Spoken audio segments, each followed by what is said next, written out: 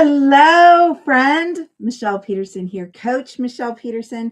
Welcome to today's coffee chat. So, grab your cup of coffee, tea, water, whatever it is that you are. Here's my water bottle. I have them both. Um, Grab whatever it is that you're taking a break with, and do take a quick break with me. Today, we're talking about perfectionism. And I know, trust me, I'm a fellow perfectionist. If you are a perfectionist, I am right there with you. You are my people. And but I thought it was interesting. I recently did some work at the Unleash the Power Within event. It's a Tony Robbins event, and did some deep work and uncovered some insights that I thought might also help you. So I found that a lot of my perfectionism, and maybe it is for you too, a lot of my perfectionism stems from this deeper need to feel like I'm in control. And this is a big one for me. I think it's a big one for a lot of people because there are so many things that are out of our control. So we tend to latch on to the things because by the way, feeling in control, feeling certain, certainty is one of our basic human needs. And we need to, with so many things out of our control, we find ways to meet that need for certainty. And a lot of times it comes out in perfectionism and in controlling things so that in our minds they're perfect, and which, like I say, this is a deeper need, which feeds into that need of being in control. And it was interesting. I was thinking about this. I and so what was cool about this event, like I said, it's a Tony Robbins event where you break the board as you're doing your breakthroughs, you're breaking through limiting beliefs and you're breaking through. And so just to be vulnerable, to show you me, the board that I broke was being in control. I will just read it to you. Being in control keeps me safe from hurt and disappointment. And that was big. And I broke through the limiting belief. And I believe it is a limiting belief, because when we do that, when we have to be in such control, we close ourselves off to a lot of other things. We close ourselves off to being vulnerable, letting people see the real us. And so I thank you for letting me share. Thank you for seeing me in that. But also, I think perfectionism is, like I said, a form of control as well. And in some ways, and this is the perfectionist in me saying that, of course, we want to do well, right? But if we take perfectionism to the extreme of, well, gosh, we can't do it if it's not going to be perfect, does that limit us? Does that make us not even try because we think that we won't be able to do it perfectly? And guess what, my friend? We aren't going to do it perfectly. I mean, we just aren't. We are human beings and we will fail. And there's beauty in failure as well, because it teaches you. There's beauty in no, because what is a no isn't right for you yet. But this idea of if we can look at perfectionism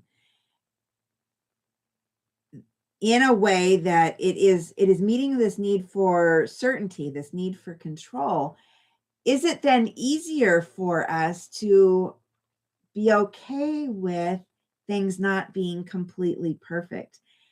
And isn't that freeing in a way, right? And I was thinking, this is from very early in my childhood, where I felt so out of control. And my parents divorced when I was very young. I mean, super, super young. My mom had remarried by the time I was um, 2, by the time I was 4. Gosh, I think it might have been I think my parents divorced by the time I was 2. My mom had remarried by the time I was 4. So young age, I've had this dual kind of household. They had shared custody. So I lived with my mom during the week, and then every other weekend would go and see my dad. So there was that whole kind of dynamic was uncertain. And whenever I would go to my dad's house, he had remarried. I had stepbrothers, and eventually I had a half brother, a half sister. So they had a big household. And when I went there on the weekends, I was never sure where I was going to sleep. So I know that sounds weird, right? They had a big household, small house.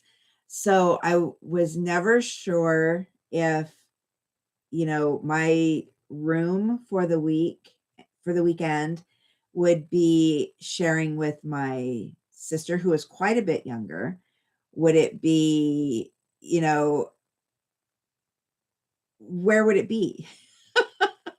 Because sometimes it would be with a brother or whatever. And so I never knew.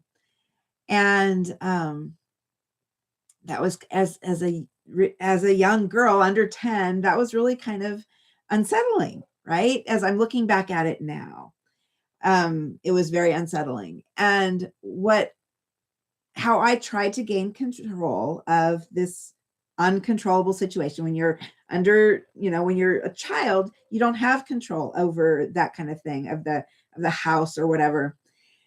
And yet, even at that young age, I tried to regain some of my control, regain some of my certainty.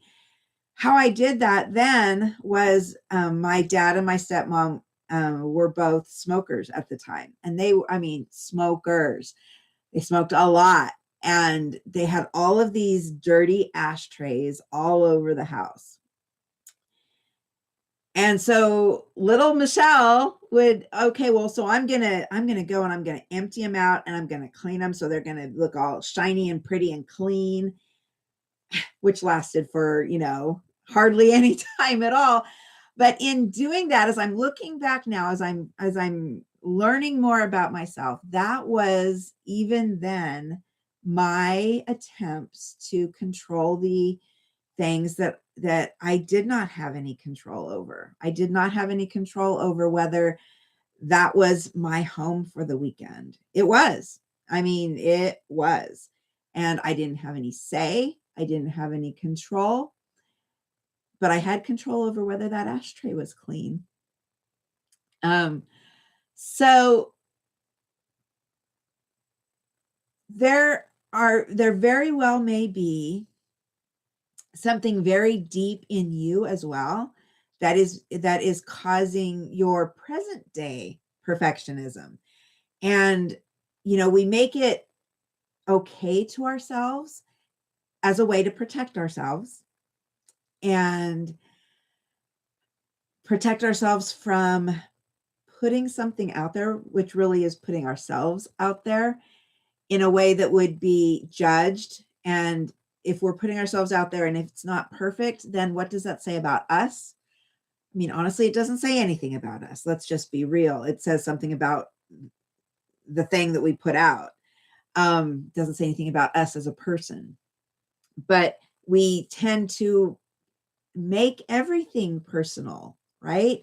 When we are trying so hard to protect ourselves and to, like I say, regain that sense of control. So I'd like you just to consider that and consider what letting go of the need for perfectionism, what that might look like, what that might feel like for you. Maybe there is another way that you can become certain in your heart, in your soul, that you know that you are safe, and that you are in control of your life without having to control every little aspect of your life, of your work, of your business. That went a little deep. Thank you for hanging in there with me. And I hope that this has helped. I hope that if this is resonating at all with you, I hope that it helps you have a little mini breakthrough too. Trust me, this is in 10 minutes. This is clearly not enough to like cure us of perfectionism or anything like that. But I hope that it just gives you, I hope it helps you start thinking about what are the deeper levels that our current actions, our current choices, what are they meeting for us? Because I believe that everything we do meets some kind of need that we have.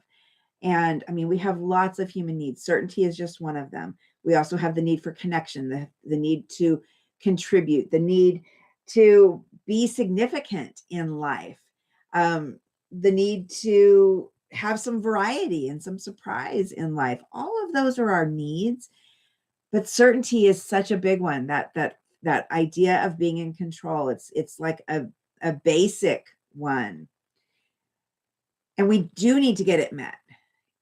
But there are positive ways, and then there are limiting ways to get that sense of control, that sense of certainty. So I just hope that this has started you thinking about that. And if you are a fellow perfectionist, maybe do some journaling, maybe do some self-reflection, and try to uncover what that deeper need for you may be. Maybe it is certainty, maybe it's something else for you. But whatever it is, try to uncover it. Try to uncover it and overcome it, because if you uncover it, then you can overcome it. And let's just face it, life is better on the other side of it. Okay. So I know it doesn't feel like that at where you are now, if you are in the middle of the perfectionist struggle, but it really is better on the other side if you can get there. So I hope this has been just the very first step in you getting there.